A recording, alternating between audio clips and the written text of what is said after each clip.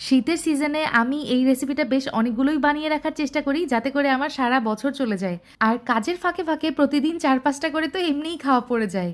তো প্রথমেই লাগছে আমার আমলকি। আমলকিগুলো আমি ১৫ মিনিটের জন্য ভাপিয়ে নিয়েছি।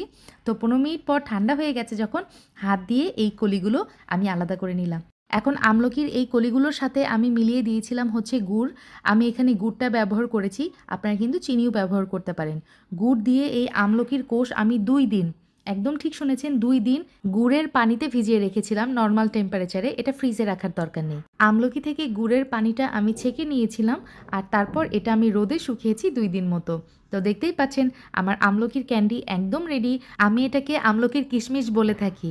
আমি এটা স্টোর করার আগে সামান্য মিশরির গুঁড়া দিয়ে খুব ভালো মতো কোট করে নিই, যাতে এটা ড্রাই থাকে। তো তৈরি হয়ে গেছে আমার আমলকির ক্যান্ডি অথবা কিশমিশ। বাচ্চাদেরকে সবসময় দোকানের চকলেট চুইংগাম না দিয়ে এই ধরনের খাবার প্রোভাইড করতে পারেন, যেটা কিনা আমাদের শরীরের ভিটামিন সি নিশ্চিত করে, পাশাপাশি ত্বক এবং চুলের জন্য এটা কিন্তু অনেক বেশি উপকারী।